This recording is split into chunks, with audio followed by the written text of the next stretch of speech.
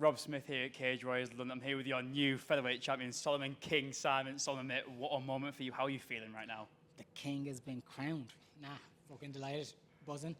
No, Bobby told me to stop saying not happy with the performance, but definitely not my best performance. Like, still a finish, but I just know I'm much better than that. And I felt off in places. Part of that has been I've been in camp for way too fucking long, and like that. Sorry, language. For way too long. But I'm happy overall. Look, I knew what I came out to do. I did what I said I was gonna do. I knew I was there was no one. You have to kill me to drag me out of there without that belt. I knew that was gonna happen either way.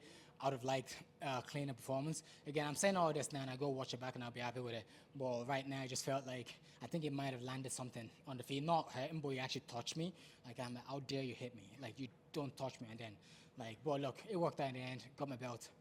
Happy, and you know what? Yeah, let me take a bit of a break and let the body heal up a lot more, because I've put myself through too much in the last few weeks, last 3 months it feels like. So look, let's take the Christmas, take the break, and then we'll do next year. And let's talk about that performance, mate, because your opponent came out aggressive straight away, tried taking you back, came out to grapple. Was it a case of you knew he was going to come out aggressive and try and take you out early, kind of weather that storm, and as the fight goes on, you start to take over? Was that the case? Yeah, I've been I barely know him. Like I said, I like watching my people, I prep for them, whatever. But at this point, I was just no, give me something, get someone in there.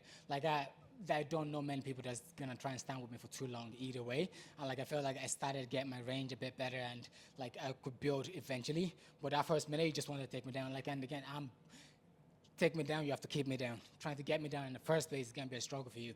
And every time you're doing that, you're wasting energy, bro. And I'm just using that as a momentum on my own self. So wasn't stressed on it, whatever. If you wanted to strike, if you wanted to grapple, if you want to wrestle, if you want to play boss school towards each other, whatever it is, I'm ready to play that game.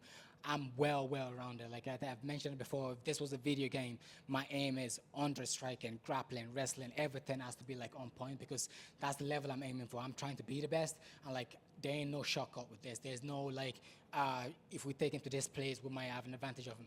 You ain't getting no advantage on me. There's no way you're gonna take me that I would not be able to fight with you there. I don't care who you are.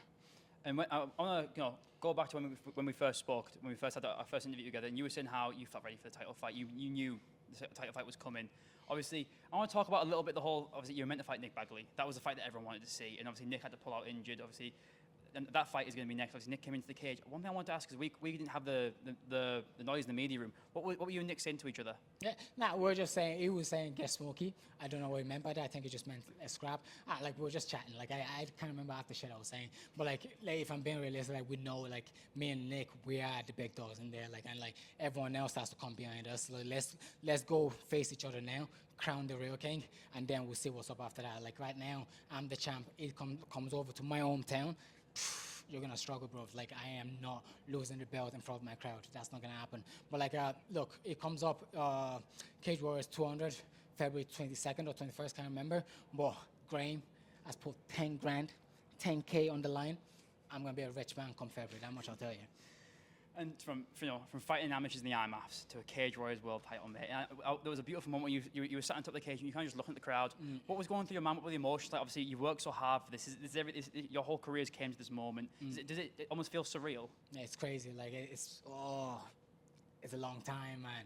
I've been at this for time, bro. Like I said, I knew, obviously, again, I know myself that was gonna happen, but until it happens, it hasn't happened, you know what I'm trying to say? It happened in my head, but we have to make it a reality, and that's what I did tonight. I just wanted to take that moment, look around, and make sure I actually embrace every part of it, because it's too easy to just jump around and feel it. I just want to take it in as much as possible. I was looking for my people, the amount of support that came out to support me now. I was so freaking grateful for them. I have a crew behind me, and I've said it previously as well.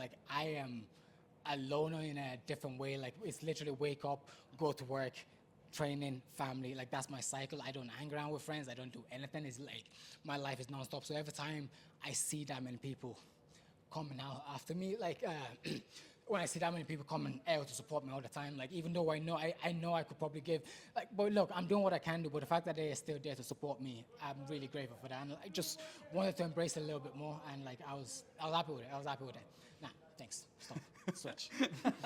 And you come from a nation known for fighters, full of unbelievable. I believe now you're the third Irish Cage Warriors champion in history. That's got to mean something to you, mate. That's unbelievable. What an achievement. That's mad. Conor, Paul Hughes, and myself, like that.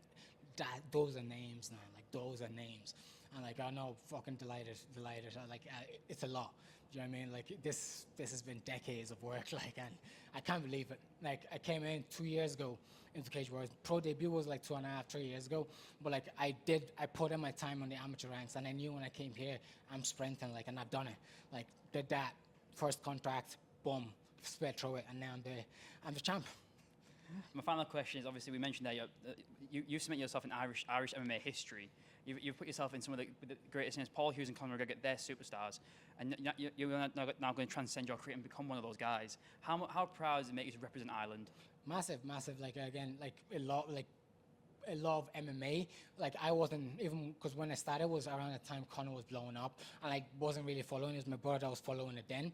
So I wasn't even, Conor's there making waves. Sorry. Who wants this? You go for it, man. You're good. Thank you. I don't know who wants Quick it. little water break.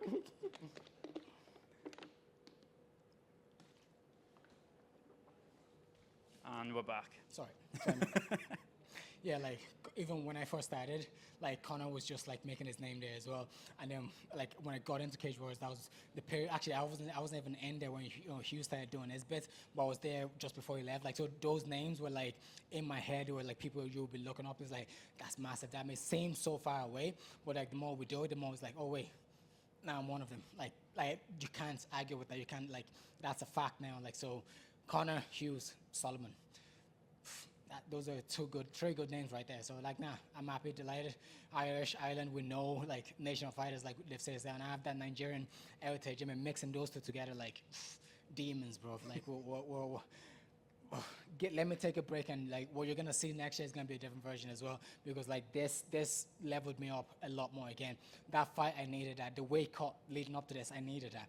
The last 3 months, it's been a struggle in so many different ways, and like I battled through so many little things to get here, to get this done after all that has happened to me. Like, fam, like, you can't stop me now, man. You ain't stopping me. Like, so yeah, nah, let's take the Christmas. Next year will be good. One thing I want to bring up before I go is, you mentioned the weight cut. Obviously, there was a few fighters who on the card missed weight. Obviously, it took you a few attempts. Was it a moment where you thinking like, this hard work was going to come to no title fight at all? I was like, there was no chance I wasn't going to make that way. But it says 3 attempts, yeah? It was 2 attempts. The second one, I was just trying to check the numbers. That was all that was, right? I only tried twice, right? Get that there. But like, no, it was just a tough call, but like, it's just like I was trying to call already, put my body down. Like, there was just a lot of stuff that was going on there. Like, so that was what happened. But like, there was zero chance on earth I wasn't gonna make weight. Like, with everything that's been happening, like I said, with the family, the friends, that like flew over, and I'm like just gonna show up and not make weight. Like, my own fault not making weight. Like, allow that. Like, that wasn't gonna happen. So I would like, Neo was 100% gonna make weight, and there was zero chance. I think it was. I'm gonna ask about that. I think I should get some of his purse because he missed weight. But like, I'm gonna actually go back and ask that. But like, he missed, like, I think it was like 2 kgs off or whatever, but there was no, like, I was fighting and I was getting that belt. Like, I just needed a body in there, but me not making weight, that was not gonna happen. I would have killed myself before that. Like, so yeah, nah, I've worked way too hard for this. I would cry if I miss weight. Oh my God, bro. And like, my Bobby would fucking kill me. Andy would slap, oh, no.